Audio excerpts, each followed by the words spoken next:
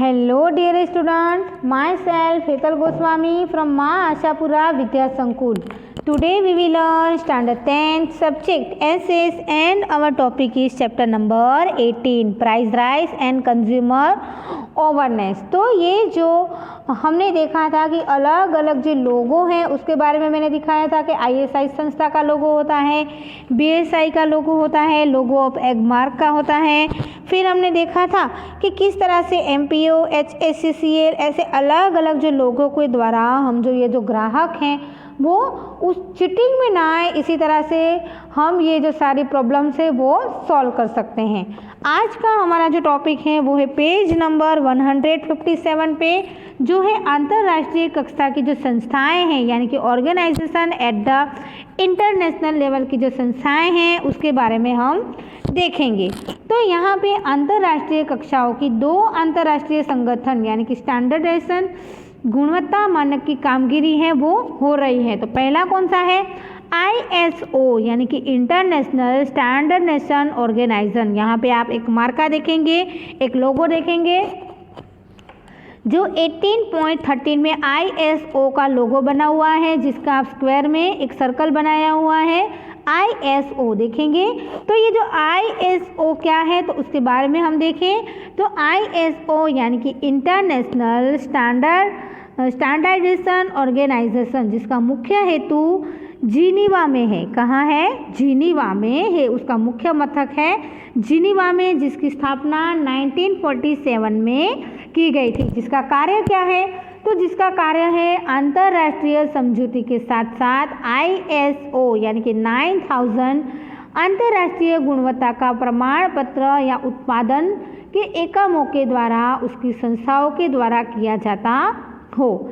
जब भी ये ISO यानी कि 40,000 की श्रेणी में पर्यावरण व्यवस्थापन पद्धति के द्वारा इंटरनेशनल ऑर्गेनाइजेशन के द्वारा इसे दिया जाता है, जिसके कारण क्या होगा कि उच्च गुणवत्ता धराती हुई जो ऑफिसें हैं, जो संस्थाएं हैं, वो इसके संपर्क में आएंगी। किसके संपर्क में? तो ISO के संपर्क में। समझ में आया आपको?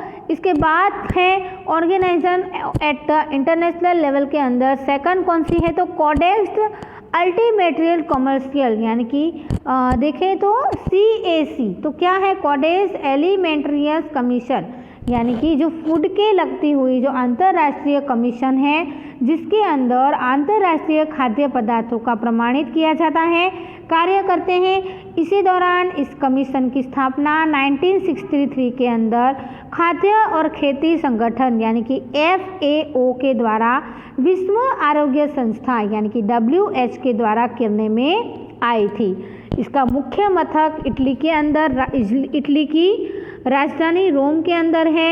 मिल्क है, मिल्क की बनी हुई जो चीज़ें हैं, मीट है, मछलियाँ हैं, खाद्य पदार्थ हैं, ऐसे उत्पादनों का प्रमाणित करने के लिए अंतर्राष्ट्रीय और व्यापार नीतियों का नियमन करने के लिए ये जो कार्य है ये संस्था करती है। भारत के अंदर ISO के संपर्क के द्वारा कार्यगिरी के द्वारा भारतीय संस्था BIS है वो कार्य करता है और उसके द्वारा CAC के संपर्क में रह के भारत की director general of health service भी कार्य करती है। ठीक है, आपको समझ में आ रहा है किस तरह से ये जो ISO संस्थाएं और CASO संस्थाएं वो अपना कार्य करती हैं।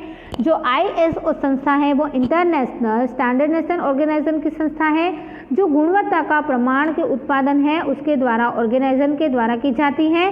और ये कोडेक्स एलिमेंट्री कमीशन यानी कि CAC है वो फूड के लगती जो कार्य है वो करते हैं।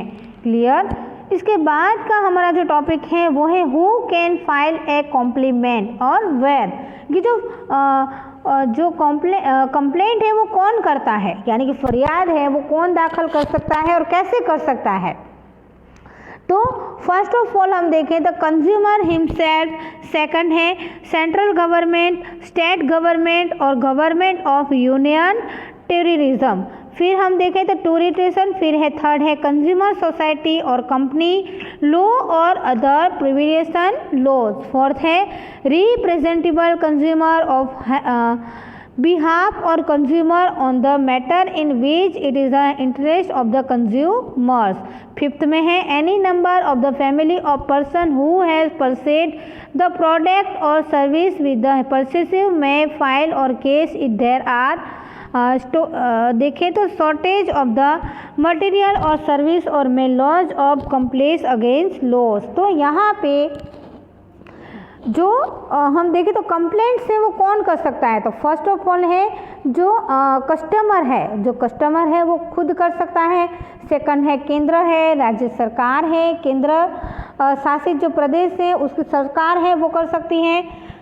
थर्ड है ग्राहक मंडल के द्वारा जो करने में आई कायदे हैं, प्रवर्तमान कायदे के हेठल जो नियमन में करने में आते कायदे हैं वो। फोर्थ है एक या एक से ज़्यादा ग्राहक के द्वारा प्रतिनिधित्व के स्वरूप में ग्राहक या सभी ग्राहकों के समान के हित में ये कार्य हैं वो कर सकते हैं।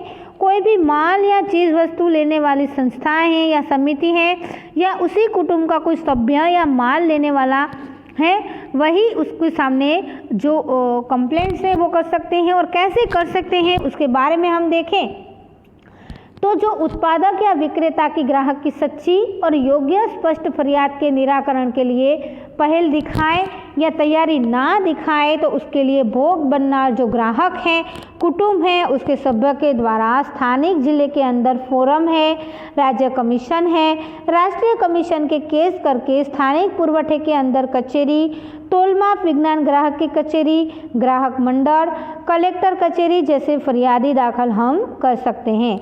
जब भी कोई माल है, सेवाएं हैं, त्रुटि है, उन सभी की जानकारी के लिए करार के लिए क्या करना चाहिए तो कायदे के हेठल से उसका पालन करना जरूरी है।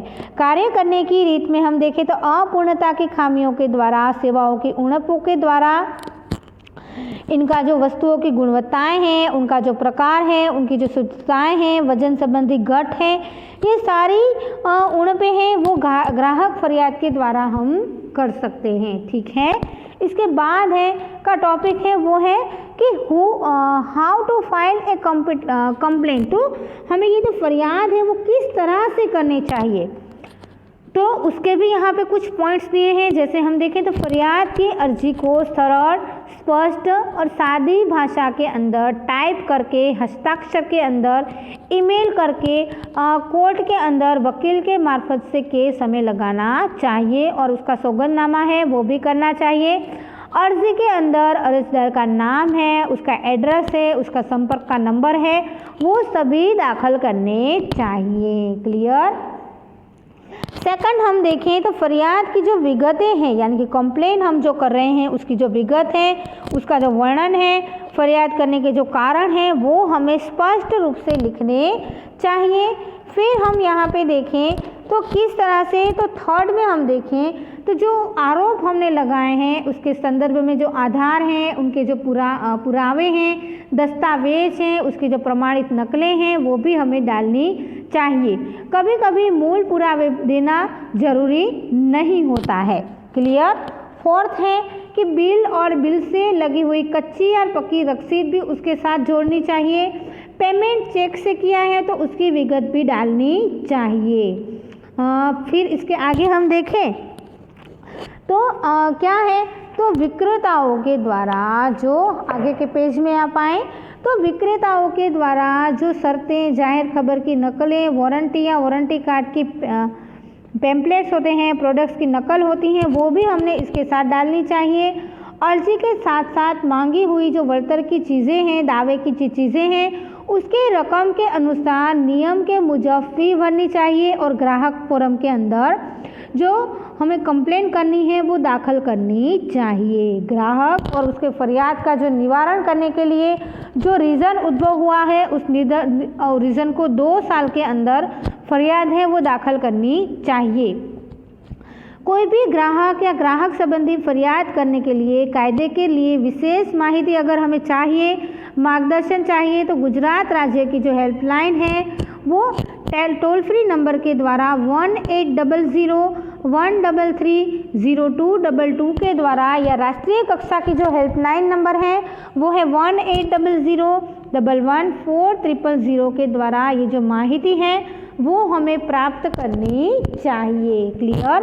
तो देखा आपने किस तरह से यहाँ पे ये जो कंप्लेंट्स हैं वो हमें करने चाहिए। तो अलग अलग तरीक़ों से हमें ध्यान में रख के हमारे पास जो प्रूफ है उसे साथ में रख के इसकी जो हमें बचना चाहिए, इसी तरह से ये जो कंप्लेंट है वो हमें करनी चाहिए। डियर स्टूडेंट, ये चैप्टर आज क्लोज होता है। आई होप आपको समझ में आ गया होगा। आपको घर पे इसे रीड भी करना होगा और रिवाइंड करना होगा, जिसके कारण क्या होगा, आप इसके जो क्वेश्चंस हैं उसे आसानी से समझ पाएंगे। आपको यहाँ पे इसकी जो एक्सरसाइज है वो आपको आपकी नोटबुक में लिखनी है। एक्सरसाइज में क्वेश्चन नंबर 1 है, answer the following question in detail. Detail में आपको सविस्तार उत्तर लिखना है। Answer the question in point wise, question number 2 है, तो पॉइंट वाइज आपको क्वेश्चन आंसर लिखने हैं। क्वेश्चन नंबर 3 है कि शॉर्ट में आपको आंसर लिखना है, यानी कि शॉर्ट में इस क्वेश्चन का आंसर लिखना है। फिर क्वेश्चन नंबर 4 यहाँ पे दिया गया है, जो करेक्ट हमें इसके जो आंसर हैं वो चूज़ करके आंसर लिखने हैं। क्लियर? अगर आपको इस चैप्टर में कोई डाउट हो तो आप मुझे पूछ सकते हैं। तब तक आप इसे घर पे रीड करें और इसके एक्सरसाइज है उसे आप आपकी नोटबुक में लिखें। Thank you very much. Take care.